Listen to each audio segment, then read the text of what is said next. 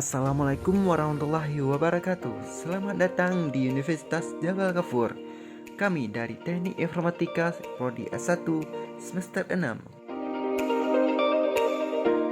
Video ini diproduksikan dalam rangka tugas mata kuliah Sistem Multimedia Terdistribusi dengan dosen pengampu Bapak Junaidi Salat, Skom Mkom.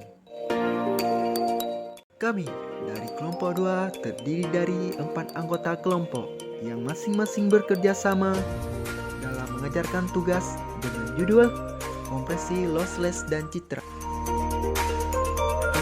Sebelum kita masuk ke pembahasan yang lebih lanjut, izinkan kami memperkenalkan diri terlebih dahulu. Pertama, saya sendiri dengan nama Mufti Mustaklil dengan NPM 2010511059. Selanjutnya ada Said Nasrul Rahman dengan NPM 2010511030. Lalu ada Muhammad Naufal dengan NPM 2010511035. Dan yang terakhir ada Safatur Rahman dengan NPM 2110511082.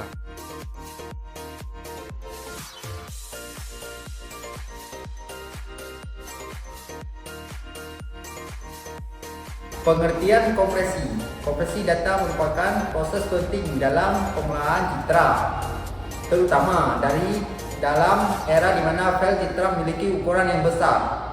Kompresi lossless menjadi salah satu teknik yang digunakan untuk mengurangi ukuran file citra tanpa kehilangan informasi penting.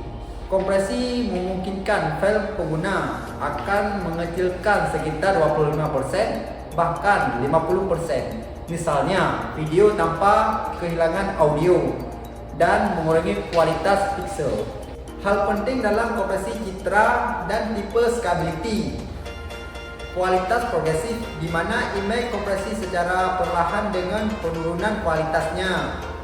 Yang kedua, resolution progresif, di mana image dikompresi dengan mengkode resolusi image yang lebih rendah terlebih dahulu, baru kemudian resolusi yang lebih tinggi. Komponen progresif, di mana image kompresi berdasarkan komponennya. Pertama, mengkode komponen gray baru, kemudian komponen warnanya. Baik, kami akan menjelaskan 3 pembahasan untuk kompresi lossless dan citra. Yang pertama, konsep dasar kompresi lossless. Kompresi lossless adalah metode yang memungkinkan pemulihan data yang sama persis seperti citra asli setelah proses dekompresi. Terdapat beberapa algoritma kompresi lossless yang umum digunakan, di antaranya yang pertama algoritma Huffman, yang kedua algoritma Lestill-Zipwell atau disebut LZW, dan yang ketiga algoritma Randall-Enschede yang disebut RLJ. Algoritma Huffman. Algoritma ini bekerja berdasarkan tabel frekuensi karakter. Frekuensi memunculkan karakter dalam data digunakan untuk menghasilkan kode biner dengan panjang yang berbeda untuk mewakili karakter tersebut. Karakter yang muncul lebih sering akan memiliki kode yang lebih pendek. B. Algoritma Lentiel-Zipwell atau LZW. Algoritma LZW. Algoritma ini menggunakan pola kecocokan dalam data untuk menghasilkan kamus dan mengoperasikan data secara efisien.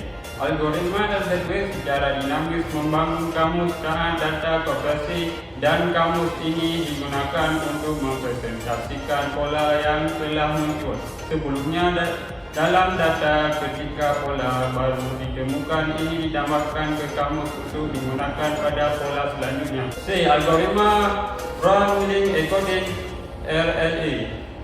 Algoritma ini berdasarkan pada pekodean berdasarkan round pixel dengan nilai yang sama. Jika ada round pixel dengan nilai yang sama, algoritma ini menghentikan round tersebut dengan entry yang menyimpan nilai pixel dan panjang roundnya. Misalnya, jika ada serangkaian pixel dengan nilai 255, panjang 10 pixel, maka algoritma LA akan menggantikan dengan X3 2.5 sistem. Baik, yang kedua, contoh aplikasi kompresi lossless untuk Citra. A. Media sosial. Penggunaan kompresi lossless dalam Citra memungkinkan pengguna untuk mengunggah gambar dengan ukuran file yang lebih kecil. Karena platform media sosial memberikan limit atau standar ukuran file untuk pengunggahan foto, video, dan lain-lain, supaya memberikan kecepatan pengiriman dan penghematan ruang penyimpanan.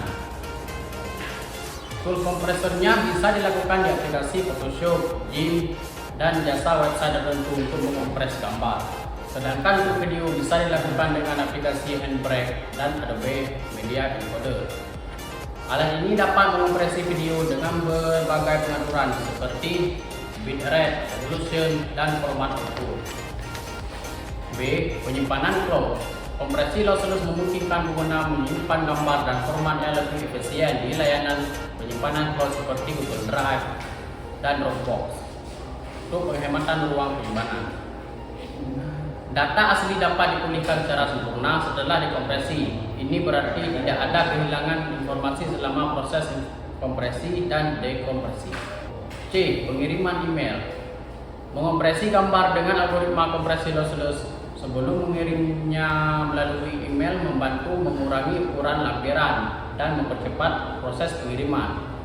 Pengiriman email dengan lembaran besar dapat memakan waktu yang lama dan membebani jaringan. Dengan kompresi file, waktu yang diperlukan untuk mengunggah dan mengunduh lembaran dapat dikurangi sehingga meningkatkan efisien pengiriman email-nya. Kompresi lossless digunakan untuk mengoptimalkan kecepatan loading halaman web yang mengandung gambar. Ukuran file yang lebih kecil memungkinkan gambar untuk mengunduh dengan cepat. Dan yang ketiga, untuk perbandingan kompresi lossless dan lossy. Pertama, kompresi lossless. Metode ini memungkinkan penggunaan data secara sempurna setelah dikompresi.